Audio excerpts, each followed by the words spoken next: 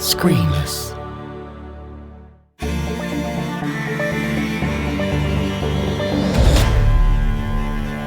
Making a soundtrack. Opening scene and action.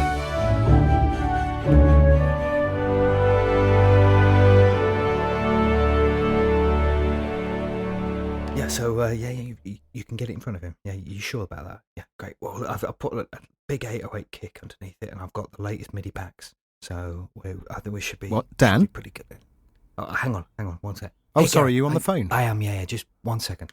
So yeah, so Dan? you know Jay-Z's pool guy. It's so a you bit can unprofessional. get it in front of him. Yeah, that's Dan, Right, sorry, I've got to go. Bye.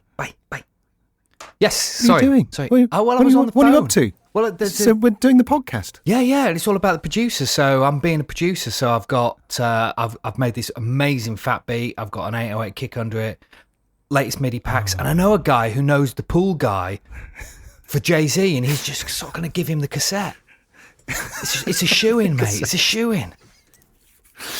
Dan, I'm not sure you've understood completely what we're doing. Well, it's about the producer. Yeah, this is about the TV producer, though, isn't it? TV producer. Hang on. Right. Okay. So, TV producer. Got it. That's right. Do we have the joy of Tristan's company today? Yes, I believe so. He should be on his way. He sent me a text earlier. He just said he said he was just on the water. I don't know what he meant by that. On the water? Yeah, but he was on his way. It is a lovely day. It's a beautiful... Whoa, what's... Is that a boat? It looks like a speedboat. What's it doing on the Thames? Oh my God, is that Tristan? Yeah, he's on the back of it. Okay, well, he's water skiing. What's up, guys? How's it going? Oh, tell you what, Tris, it's looking a bit tight, that outfit. Yeah, I thought I'd put on the cycling stuff underneath this. It's just, just what I'm used to with cycling, so... Hang on, let me get a towel for your chair. Don't drip on the carpet. Oh, Tris. Okay. All right. Okay, so we're all here. We're all here. For the final episode of Season 2 of Making a Soundtrack. Thank So you for soon. keeping up if you're still with us. So, yes, this episode is all about the TV producer. So the person who is there right from the start, before any music is involved, before a shot of film has been shot, and who is involved in commissioning the music for the TV programme or film. So, yeah, the TV producer is basically there from the very start. Yeah. Almost from inception all the way through to the end. Just guiding, setting things up, putting everything in place, making sure it all runs, making sure that everything gets delivered, overseeing how all the different elements are put together. It's a heck of a task. Yeah, so that's what they do. It's a similar thing to music producer. The music producer does the same thing, but it's obviously a music producer is on a much smaller scale because you're overseeing certain elements, but you haven't got like 4 different sound departments. You're not expecting stuff from Foley, from special effects, from dialogue, and from music. So you're as a music producer, you're only really looking after the music and the elements in that. But for a TV producer, they're looking after the whole sound of the TV show, all the visuals, the script, the actors, the locations, you name it. Yeah, it's amazing, really, isn't it? Yeah. It's quite a responsibility to be overseeing all of that. Huge. But then, as we've seen over the course of the series, they will be relying on the expertise of every single person in that ecosystem, including the whole process for the score. There are loads and loads of people involved, aren't there? There are, and you always have a head of department. So it's it's a little bit like a pyramid scheme. There's somebody at the top, and then a couple of people below, and then below them there's a couple of people, and out it goes. So you've always got your head of department who are in charge of stuff, and then under there are all the hundreds of people who do lots and lots of work, which all then gets put together at the end to make the TV show. And what struck me, actually, is that despite there being an amazing communication process, the communication tends to extend only a short distance. So, if you're Maxine Kwok, you're communicating basically with the conductor. Mm-hmm. And then you don't need to worry yourself about what the producer's thinking in the booth. Yeah. You just need to excel at what you're doing in front of you. Yeah. It seems that way. Yeah. What have your favourite parts of this series been, both of you? So I really enjoyed the last episode, which was the dubbing mixer, because as comes up again in this one, the dub is my favourite thing. It's where all the magic happens. Everything comes together, picture, audio, and that's when it becomes a whole TV show. So talking to Mark in the last episode was great. I mean, there's been so many. I mean, talking to Alistair about the orchestration, and one thing that struck me is communication, and communication is key. And the amount of... It's all right when it's musicians talking to musicians, but when it's musicians not talking to musicians, the way that us as musicians have to interpret things, and also the way we communicate has to be very clear and not full of jargon. Yeah, I guess there are points, aren't there, where people aren't speaking to people who understand what they're talking about clearly. So the language has to be adjusted. You find that, Tristan, don't you, in your line of work? Yeah, definitely. I mean, just echoing back to what Dan was saying about the communication, it's exactly what I would have said. Across the whole series, there's been a thread of communication is key, and it's so important. If you want to get the best out of people, you got to be able to communicate. It doesn't matter how good you are at your job. If you can't communicate, the whole thing sort of crumbles and falls to pieces. But in terms of my favourite episode was definitely the one with Maxine, purely because everything coming together at that point in the process when the music actually gets performed, and without people like Maxine, as great as samples are, we'd all just be using samples for everything, and that would just be a shame. Yeah, and as an orchestrator and a composer, for you, that's your point of context. I suppose for someone like a scriptwriter, their highlight would be seeing their words come to life when the actors come in and start acting it. Yeah, exactly. It's a very, very similar thing. So it's just amazing hearing her talk about her session experience and what it's like to sort of be on the front line of music performing. So, what about you, Gareth? It's really difficult to highlight a particular point in the process. I do agree with Tristan. You know, it must be such a thrill for all the people involved up to the point where that music is alive and sound waves in the air, physical, from these brilliant musicians and wonderful instruments in such an amazing surrounding as well. Do you know what always sort of blows my mind is that you can have a situation where, like, literally a few days earlier, the music purely existed inside Logic or something, or whatever the AW of the composer's using, and then suddenly a few days later, it's actually being performed by the best musicians, and they're putting their heart and soul into it, and I just find that amazing. So when we started this series, the whole tagline, if you want, was to shine a light on all of the people it takes to make a orchestral score. Do you think we've achieved that? I think in terms of when you're talking about heads of department, I think in terms of the broad spectrum of people who have to be there to make it happen. Yeah. Yes. Could go definitely. down the, each composer might have an assistant, maybe two assistants. They might have Of a T-boy. course, They may even run a studio. You know, some composers run studios. Or a T-girl, Dan. Or a T-girl. Yeah, or a T-girl. You know, Tristan will know very well that sometimes there'll be an orchestrator who needs a hand. Yeah, or an orchestrate her. Oh, that's good. That is good. Okay, so today's episode, the TV producer is Erika Hossington, who has very kindly agreed to chat with us. And Tristan did another wonderful interview with Erika, with us looking on, chuckling and nodding and being amazed by the stories. Some great ones as well. So Dan, you've been collecting facts about... Well, I say facts. It's been an interesting little feature, isn't it? Yes, I'm very much looking forward to a break from the fandangos. I could say something there, but I won't. They take way too long time. They take way too long time to sort out. So, for the final time this season, Fandango. Erika has been a TV producer for the past 15 years and has worked on shows such as Frankie, Casualty, Holby City and the critically acclaimed Land Girls. She's a trained musician, but her use of graphic score techniques has unfortunately led them to only ever being played after the watershed. In high school, she fronted a punk band called Eat My Fist, whose first single, Vivian's Westworld, was produced by Trevor Horn. Her favourite colour is Skobeloff, her favourite biscuit is a double chocolate cookie, and she once smuggled a baboon across the American-Mexican border, but she can't remember why. That was wonderful of you and the internet, Dan. So shall we go behind the scenes? Yes, let's.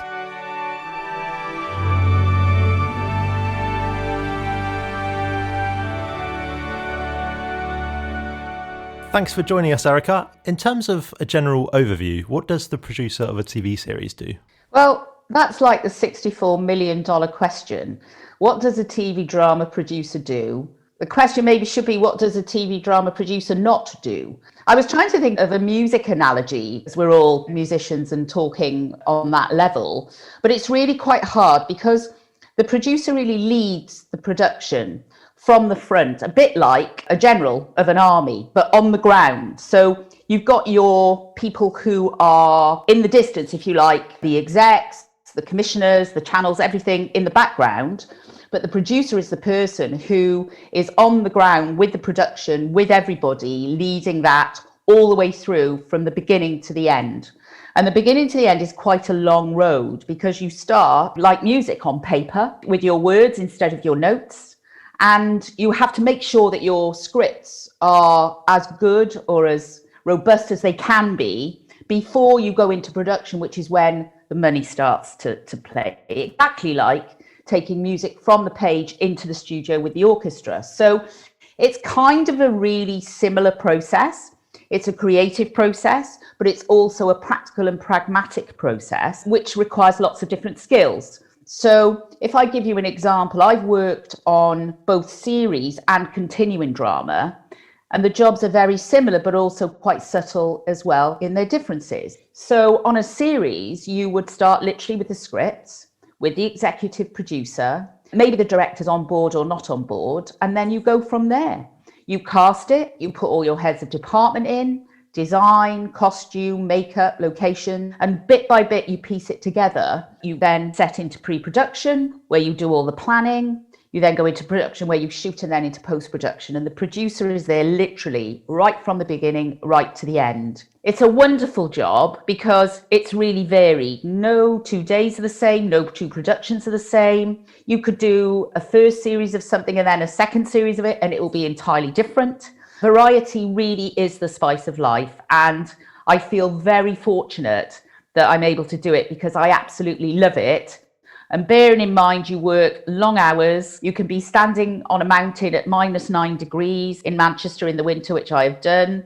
You have to love it. Otherwise, I think it would be the hardest job in the world, but it isn't. It's the most wonderful job in the world, and I feel very privileged to be able to do it. So at what point would you start talking with the composer about what's needed in a TV show soundtrack? Is that pre-production or post? No, it absolutely is part of the pre-production process. So when you start with your scripts, as you go through the process of bringing all the people on board who are going to make the programme, because I've always said, wouldn't it be wonderful if when your script, or well, your score then, let's say, wouldn't it be wonderful if what you did then is you ran into a room which had 6 million people in it, waved it in the air and said, here it is, it's perfect. The work really starts, doesn't it, after that, you know? So that's your blueprint. How you bring that off the page to life is the real creative process. And the composer is very much a part of that. So on all the series I've worked on, we have very much got the composer on board pretty much before we shot a frame of the piece.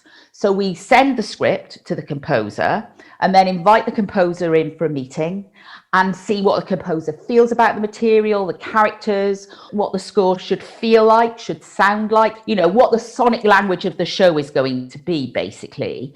And that's how you're then able to choose who you feel is the best match with your vision for the piece, the tone and the feel of it, because the music is a very, very important part of that. Yeah.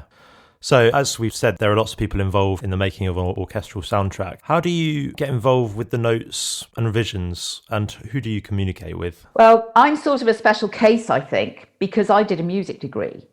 So it's very different for me as a producer, commissioning and working with a composer on a soundtrack for a television series, And it's also a very different experience for the composer. And I have to be very aware of that, because composers mostly deal with producers, directors, execs who are not musicians. And one of the things I absolutely marvel at is how they are able to transmute notes that they get from non-musicians into meaningful changes to their scores. Because I have to tell you, I have sat in rooms with composers getting notes from my colleagues, and I would have not a Scooby on what I would do to interpret that note. Oh, it's a bit hard. Oh, I don't know if that's really feeling right. I'm saying, I don't like that augmented fourth there. That's the language I'm talking. And I also have to be very aware that I don't get too much into a huddle. Here's me and the other muso having this wonderful sort of conversation which nobody else is a part of. So my answer simply to your question is, how involved am I with every part? I am all over it. I've got the score in front of me. I'm reading it as we're playing it. I'm looking at all the expression marks. Even before a note is played, I'm looking at the score with the composer and talking it through with the electronic track. So I'm very, very involved in that process. And I've been really, really fortunate that the composers I've worked with have allowed me to have my musical voice in that score. And that is incredibly generous of them. And I thank them for that from the bottom of my heart, because otherwise it would be really hard for me not to, because I understand it in that way. You worked on Land Girls, where the amazing Debbie Wiseman scored for a 20-piece orchestra. What was that process like? Land Girls was the first series that I produced that I commissioned music for. So Debbie Wiseman was the first composer I ever worked with. And what an amazing experience it was. Debbie is a wonderful person, let alone a phenomenally talented composer. And when we made Land Girls, we had a very clear idea of what we wanted. We had a very, very low budget. It was a period drama. And we knew that we would have to have a score.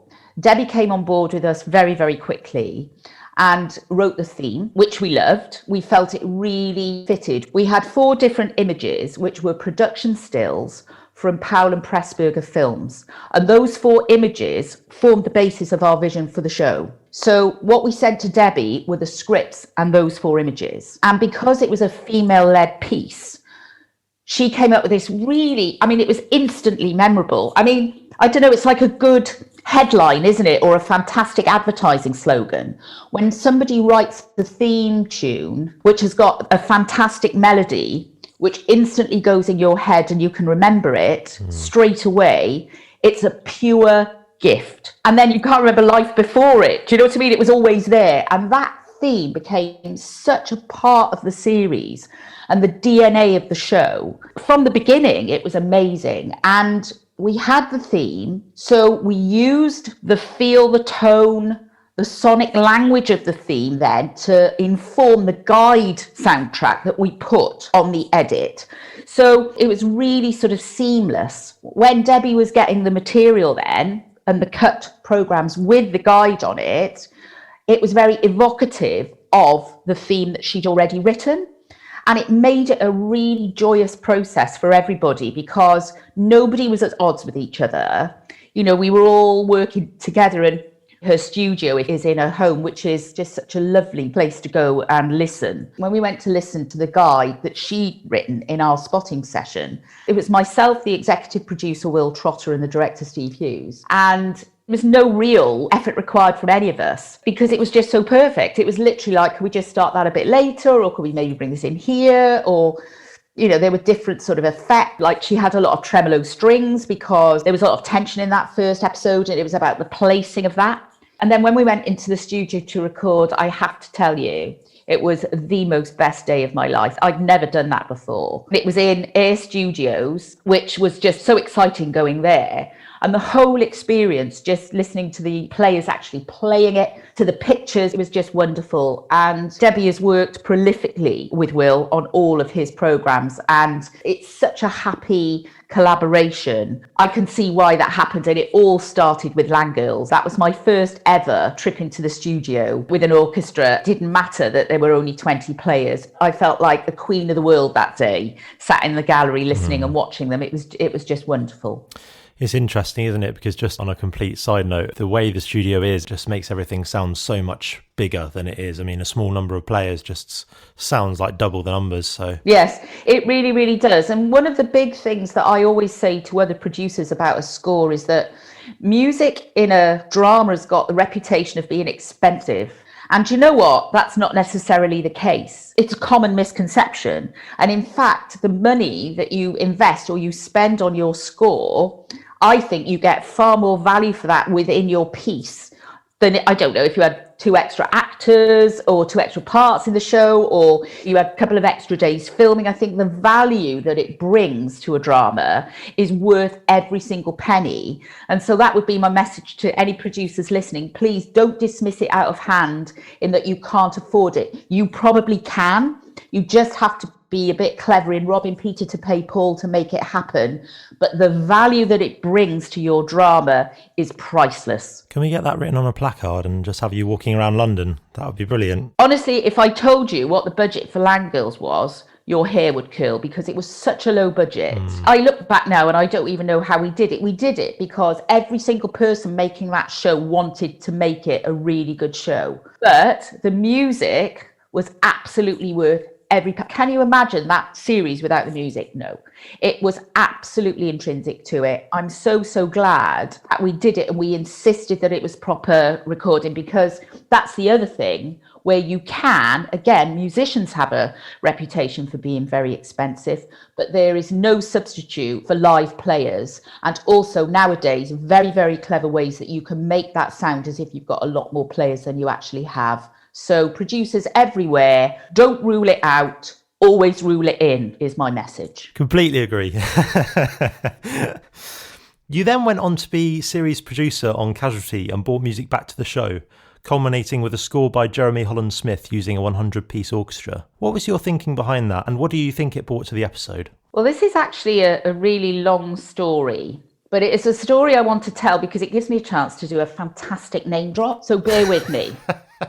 I've always got amazing stories about how I meet people. In between Land Girls and Casualty, I did a series called Frankie. Because of my musical background, I know a lot of people. I know a lot of musicians. And I knew Joby Talbot, a very good friend of mine who I was at school with, an opera singer called Hilary Summers. And Hilary sang on the Divine Comedy's album, Fin de Cycle.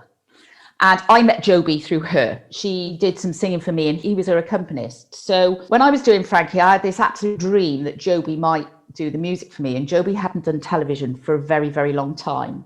And I remember thinking, oh, do you know what? I'm just going to give it a go. And so I wrote to his agent and said, look, I'm doing this series. I know Joby hasn't done telly for ages. I'd love him to do the theme. And if I don't ask, I don't mind if the answer's no, but I'm always going to ask the question. Well, the answer was yes. Can you believe it? So we had a lovely meeting with Joby and he said, look, I really want to do the theme, but I honestly can't do the music for the whole series. But I've got a composer that I work with who I will collaborate with on the theme and who would be wonderful then to score the series. And that person was Jeremy Holland-Smith.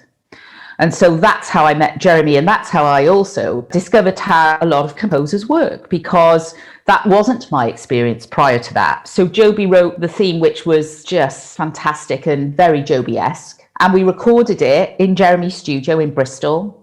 And then Joby, I think he went on then, he was writing one of his ballets, his second ballet, The Winter's Tale. So he was off very busy doing that. And Jeremy then took over the score. And that was the first time that we'd worked together. It takes a long time sometimes, but you find individual people that you work with and it becomes very special. And that is my relationship with Jeremy. It's incredibly special. He is like my work husband. And I can say that because I love Kate, his wife, and we're very good friends. And she's a fellow Welshie, so she gets it. So it's not an issue. But Jeremy and I don't know, there is some connection musically between us. We have very similar tastes and we've got a very good sense of each other's musicality as well. So, and for me, it's been the most special collaboration. I can't sort of describe it really. It's just one of those really amazingly special things. So that's how I met Jeremy, and Jeremy scored Frankie for us. And then after Frankie, I went on to Casualty, and we were doing quite a big reboot of the show. And one of the things that I wanted to do was redo the titles music, because the music had been the same since the late 90s. And I felt that it felt sonically very dated. And I thought, if we're going to have some nice new pictures for the titles, it would be great to redo the theme. And that's how Jeremy became involved in Casualty. So the first thing we did was he reorchestrated the theme, brought back the beginning, which was on the show originally 30 years previously and hadn't been used, and also then created some dings and some other music that we started using in the programme for the endings and the beginnings and odd moments throughout, but music wasn't a part of the show's language then. But we sort of introduced it slightly. We did that. I think we had a couple of years before the anniversary was looming. And then when we came to do the anniversary episode, we had to make a feature-length episode, which is double the length of a normal episode. So a normal episode of Casualty is 50 minutes. So all of a sudden we had a 110-minute drama, and that's quite a big piece and very, very hard to sustain without any score. So I'll go back to what I was saying earlier about how you can afford music and how you make music a part of a program in a really important way. We basically decided that we would lose a stunt because we had so many stunts in the episode anyway, and we would replace that with a score. And not only a score with the BBC National Orchestra of Wales, so a 100-piece orchestra. It was the most exciting decision, and it was also the most risky decision because, you know, you're introducing an element to a program that's 30 years old that an audience isn't expecting. And one of the things we decided was that very much up front, we would tell the audience that the show was going to be scored, because otherwise it would have completely the opposite effect to what you're wanting, which is to underpin the drama and the emotion of the stories that you were telling. And it was a really, really big emotional and dramatic episode. It had to be. 30 years of Casualty really demanded that. And it was so special. So it took a lot of work. It was an awful amount of work and a lot of different people and a lot of different voices in terms of what was wanted and what was acceptable and what wasn't acceptable. Jeremy sailed through it like the pro that he is. We spent a lot of hours in his studio in Bristol, fine-tuning it, you know, getting it just right, listening to everybody, factoring everybody's notes in. And then we actually recorded it with the orchestra in Hoddinott Hall, which for me was incredible because when I did my music degree at Cardiff, Alan Hoddinott was my professor. I don't know how or why, but in my final year, he decided to revisit his 20th century composers lectures, which he hadn't done for about 15 years. And I was lucky enough to be in the room. And I was also on the staff student committee that year, which meant going in his office and smoking fags and drinking whiskey, which was really that being my only experience of a living composer prior to working in television. So I had very high expectations of composers when I started working with them in television. Anyway, I'm not going to tell you whether they lived up to those expectations or not, but there we are. So we're in Hoddinott Hall with a 100-piece orchestra. And I remember Jeremy very cleverly introduced this fabulous sort of timpani roll for the beginning of the Casualty theme tune, which obviously it wasn't originally. And when we were recording it, and he said, right, we're going to re-record, we'll do another version of the theme, because I said, oh, no, great, let's do it. You know, he said, because I've just changed the orchestration somewhat. And I just remember, you know, the hairs on the back of my neck stand up. So we did the recording and then we did the mix and everything. And it was just wonderful. And then in an amazing stroke of luck, which I still can't believe it happened, the BBC really wanted to let ordinary members of the public experience this. And so we did a live screening. So we did a screening with the orchestra. Oh, wow. Which Jeremy conducted, again in Hoddinott Hall, with a question and answer session afterwards. And it was just the most amazing experience. And we'd been rehearsing for a couple of days. And on the day of the screening, I'd actually seen the episode and listened to it 3 times before we got to the actual screening in the evening. So I spent my screening in the audience, listening to the audience's reaction, which was just such a privilege. You know, when do you ever get to do that, to feel an audience's reaction to something that's going out on the telly? And all I can tell you is, after the opening theme with the Timps, we go into the first frame of the show and the audience were spontaneous applause after the end of the theme tune. And that kind of set the tone for the whole of it. And we did this fab Q&A session afterwards. And Derek Thompson, who plays Charlie, who's obviously been in the show from the beginning, was on the panel. The first question, so Derek, what was it like after 30 years? What do you think of the episode? And he just stood up and he just said, "We've got a band!" And that was the vibe of the night, and it was just amazing. And it's moments like that that bring you into a moment where you just think, this is what it means. This is what it does. Look at these people, feel the vibe, feel the energy in this room that music has generated. Quite apart from all the fantastic action, I mean, goodness me, the anniversary episode was an endeavour on everybody's part, a creative collaboration, which was hard and brilliant and challenging and all of those things. But that really was the cherry on the top of the cake, to have that screening with that orchestra. It was just incredible, and I'll never, ever forget it. It definitely is the high point of my working life. What a lucky person I am. Well, thank you for sharing it. In the overall process, is there anything else you have to do once the dub is done? Is there sales or promotion or anything else we might be missing? Well, that's where it's great being the producer, because you get to do all the hard work of the making and the finishing of the programme. But as far as afterwards, the rights and everything are pretty much taken care of in the contracting. But I'm responsible for the compliance, for editorial policy, and also for sound. You have to make sure that the sound is within the parameters. And actually, you have to be really, really careful, because it's really easy to push things outside of those parameters. And what you don't want is your program, which you've carefully crafted and graded and mixed and done all those things to, when it then goes to transmission, if it fails a transmission test, as one composer said to me, well, they better not compress my score to shit.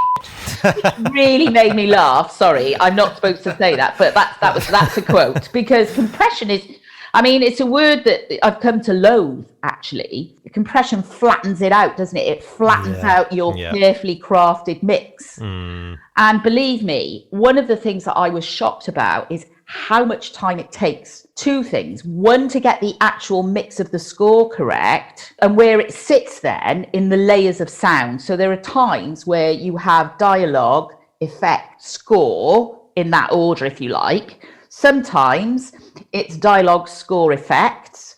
Sometimes it's score, effects. Sometimes it's score. Do you know what I mean? So, and that is amazing to me. That is as enjoyable as creating the music in the first place, composing it, arranging it, what instruments are we going to use, all of that sort of thing. It's such a creative process, but also such a technical process as well. But I really enjoy both of those elements. So in answer to your question, that's the only thing I'm, as a producer, really bothered about once the show has left me, is that nobody else is going to be able to meddle with the hard work that you've done across all of the different stages of getting it to that point. Yeah. Because you want the audience to feel it, see it, hear it as you've intended it. And technically, it has to be spot on. And how do you like to enjoy the finished show? Well, do you know, one of the great things about making television drama is that it's normally quite a few months from when you finished making your programme to when it airs. So it means you can forget all the really awful problems you've had, or the challenges, the night shoots that you had to pull, or someone being ill, or I don't know. I remember once we had a player who was breathing really loudly in a massive solo moment, and it was, how are we going to say, can you stop breathing, please? Or, it was terrible, because they were really getting into, the performance that they were doing. You forget all of that. And I really like sitting watching it on a normal telly.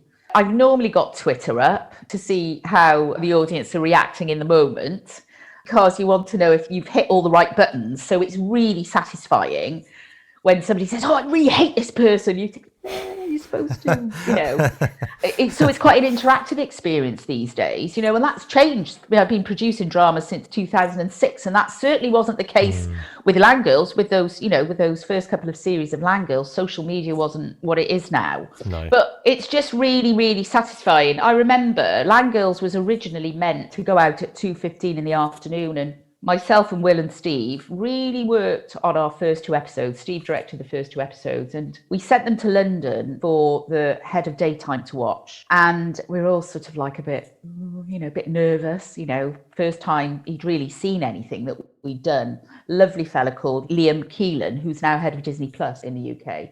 And I just remember all of a sudden, it wasn't going out to 2:15, it was going out in the neighbour slot. Everything changed overnight.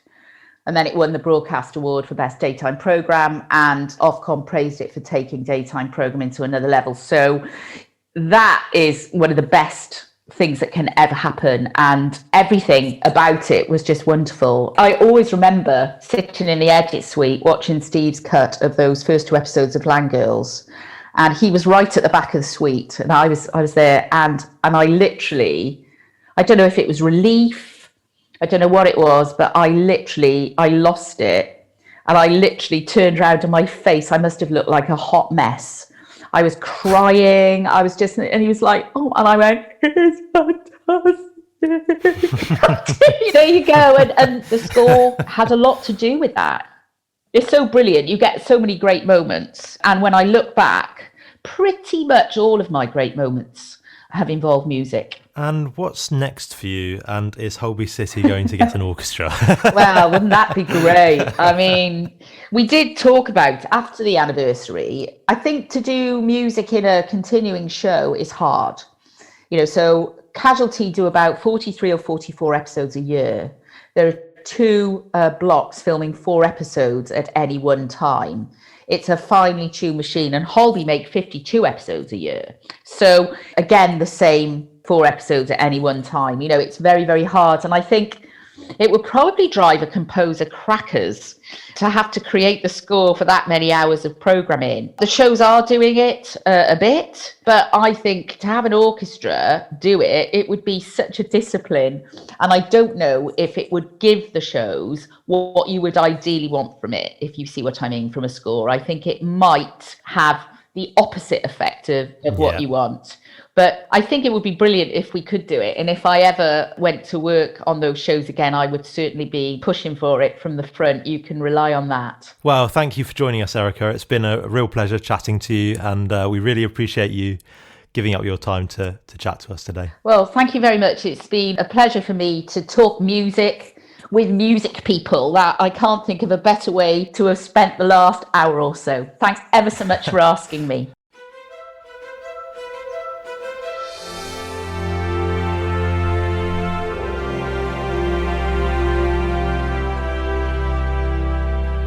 Well, what a lovely interview with Erika there. Thank you, Tristan, for another fantastic chat. Another great one, Tris. Really interesting from a very different perspective, actually, the overview of everything. Yeah. Do you know what I thought was quite interesting is one of the first things she said was being a producer was like being a general on the ground. And it took me back to what Dan was saying in the opening scene about being the head of department, because obviously as the composer, you're a head of department as well, and you're overseeing a team of people all working around each other and trying to achieve the best result possible. And I just think seeing these sort of links between the different parts of the process are quite interesting. And communication, again, brought up straight away. Communication is key. She has to be communicating with lots of different heads of departments. And the fact that, if she can, she'll bring the composer in at script level as well. Yeah. Well, that ties in with the communication as well, Exactly. isn't it? To have them on board during pre-production. Yeah. What was unique about Erika was that she is a musician. Yeah. So that puts her in a very unique position in the producer world.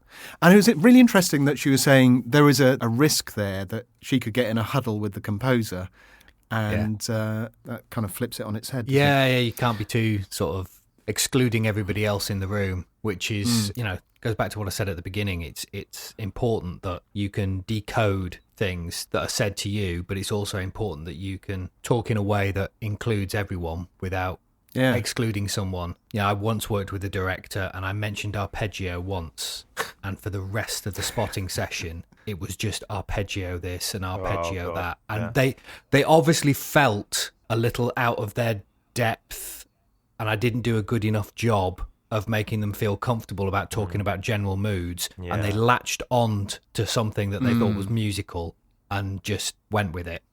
I guess that means that Erika is in a really good position there where she can be the filter Yeah. between the composer and the Absolutely. producers. That's probably quite a rarity that a producer would have a musical background like that and be able to decipher key musical terms. Because, like, Dan was saying, I think when you're talking to those sorts of people, you want to keep it generally neutral and not musical, basically anti-musical, and you just want to talk about the feeling of the music and the mood of the music. And I think Erika is obviously able to drill down to a deeper level than that.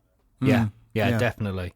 I also like the comment about the theme tune, that it was like a headline or a great advert. If you get a good theme tune, David Arnold once mentioned about theme tunes, about them being like the shop window. So that's kind of, that's your shop window, and it shows you what's going to happen to a degree inside. Again, headline or great advert, I think is a spot on call for a theme tune. And some amazing name drops there. There were, yeah.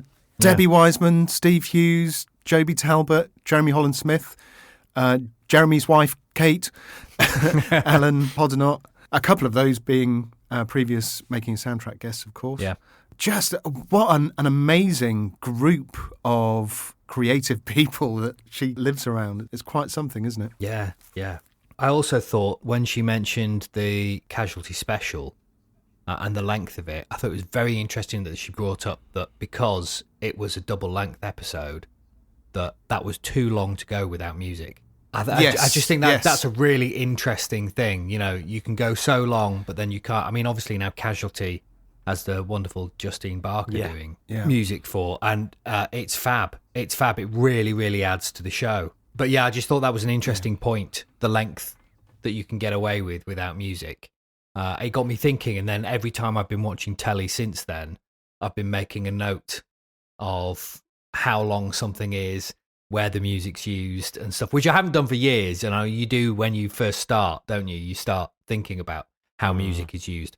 And then after a while, you're just used to working the way you work and stuff. So that was good, because that's actually made me think a little bit more about how music is used and where it's used and the time in between and stuff. So yeah, I just found that very interesting. Yes, absolutely. Where it's not used as well. Yeah. Yeah, That's just as important as where it's used. 100%. Yeah. So, hang on. Is that the phone? Hang on a minute. Oh. It's all fixed, is it? Right. Well, I'll tell the boys. Apparently the TARDIS is fixed. Was that Halfords? Yeah. That's great news. They had such trouble getting hold of a new time circuit, but they obviously got one eventually. Well, That's great. Tris, fancy doing the series again? Let's do it. We could go back to the beginning. Yeah, I really like that idea. Let's do it. Right, let's go now. Let's go. Come on, let's go. All right. See you, Gareth. See you later. See you later. Bye-bye. Bye. But bye. That's a wrap. Well, that's it then. Off they go. Season 2 of Making a Soundtrack has come to an end. We'd like to thank all of our guests: composer Sagan Akinola, orchestrator Alistair King, copyist Jill Streeter, fixer George Stressoff, conductor Matt Dunkley, violinist Maxine Kwok, recording engineer Paul Golding, mixer Fiona Cruikshank, dubbing mixer Mark Furder, and TV producer Erika Hossington. And of course, you, the listener, thank you very much for joining us. You can hear bonus content at makingasoundtrack.com, and if you have enjoyed this season, do shout about it by giving a positive rating or review and recommend it to other people. That's me done. I'm off. I've got my DeLorean keys. Where's my sports almanac? There it is. Bye-bye.